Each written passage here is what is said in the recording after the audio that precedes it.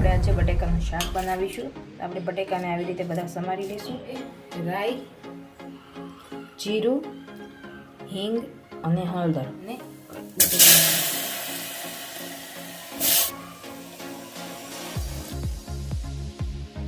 નાખી દઈશું.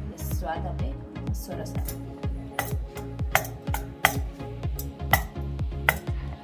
ભાખરી અને આપણે કાંદાનું સલાડ પણ બનાવીશું. ચાલો મિત્રો, આપણે આજે બટેકાનું શાક બનાવીશું. આપણે બટેકાને આવી રીતે બધા સમારી લઈશું. આપણે આવી રીતે આટલા નાના બટકા, બહુ મોટા પણ નહીં, બહુ નાના પણ નહીં, તેવા બટકા કરીશું. હવે આપણે ગેસ ઓન કરીશું. આપણે કુકરમાં કરીશું બટેકાનું શાક. 3 ટેબલસ્પૂન આપણે તેલ ઉમેરીશું.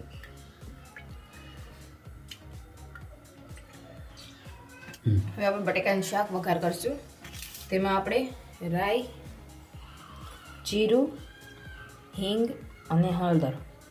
હવે આપણે તેમાં રાઈ, હિંગ, ધાણા જીરું અને હળદર. બટેકા ઓલરેડી ધોઈ નાખેલા છે. હવે આપણે વઘાર થઈ ગયો છે, તો આપણે લાલ મરચું, તીખા જેટલું તીખું ખાતા હોય એ પ્રમાણે આપણે લાલ મરચું નાખીશું. મીઠું અડધો ગ્લાસ જેટલું પાણી નાખીશું, વધારે નહીં, જેથી કરીને સાવ બફાઈ ના જાય. બટેકા હલાવી દઈશું.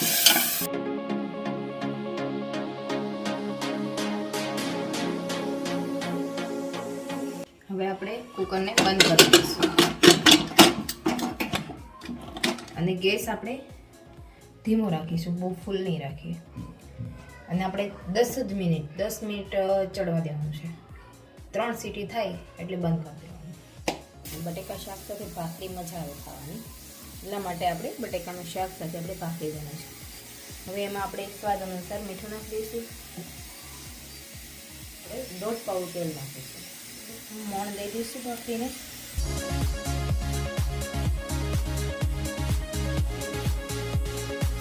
જોઈ રહ્યા છો તમે, ભાખરીને આપણે મોણ દેવાઈ ગયું છે. બધું પાણીને એડ કરી લોટ બાંધી દઈશું.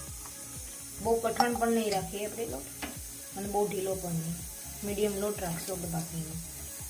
જો આપણે લોટ આપણે બંધાઈ ગયો છે ભાખરીનો, બહુ કઠણ પણ નથી અને બહુ ઢીલો પણ નથી. હવે આપણે એને લોવા કરીને ભાખરી બનાવીએ. હવે આપણે બટેકાનું શાક થઈ ગયું છે, તો આપણે ગેસ બંધ કરીને આપણે રોટાવી લઈશું. બફાઈ જાય છે, હવા નીકળી જાય પછી આપણે એને ખોલીશું કુકર. હવે આપણે કુકર ખોલી નાખીશું. હવા નીકળી ગઈ છે. જોઈ રહ્યા છો, આપણું શાક સરસ મજાનું રસાવાળું બની ગયેલું છે.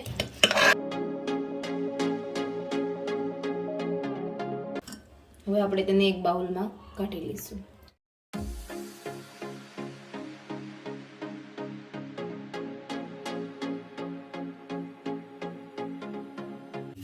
હવે આપણે થોડાક તેની પર લીલા ધાણા પણ નાખી દઈશું, એટલે સ્વાદ આપણે સરસ આવશે. થઈ ગયું છે આપણે બટેકાનું રસાવાળું બટેકાનું શાક તૈયાર. હવે આપણે ભાખરી પણ બનાવી લઈશું. આપણે ભાખરી વણી લઈશું.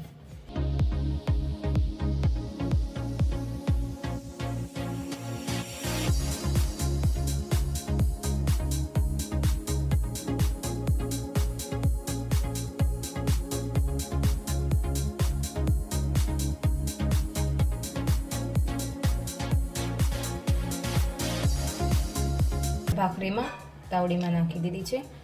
પહેલાં આપણે ધીમો ગેસ રાખીશું થોડો, જેથી કરીને આગળનું પણ બરોબર શેકાઈ જાય. પણ ચડી ગયું છે. હવે આપણે બીજી બાજુ શેકીશું. બીજું બાજુ ભાખરી આપણે પલટાવીએ ત્યારે આપણે ગેસ થોડો ફૂલ કરી દેવાનો. હવે આપણી ભાખરી ચડી ગઈ છે. આપણે જો ભાખરી લોઢીમાં ચડવા દેવી હોય તો લોઢીમાં ચડાવી જશે, પણ આપણે અત્યારે લોઢીમાં નથી ચડાવતા, ગેસ ઉપર ડાયરેક્ટ ચડાવશું. ભાખરી મસ્ત શેકાઈ પણ ગઈ છે. સરસ મજાના બટાકાનું શાક સાથે આપણે ભાખરી અને આપણે કાંદાનું સલાડ પણ બનાવેલું છે. તેમાં આપણે ચટણી, મીઠું અને લીંબુ અને થોડાક ધાણા એડ કરેલા છે. આપણું આ કાઠિયાવાડી ભોજન છે. બટેકાનું શાક અને ભાખરી અને કાંદો. બધાને ખાવાની બહુ જ મજા આવે.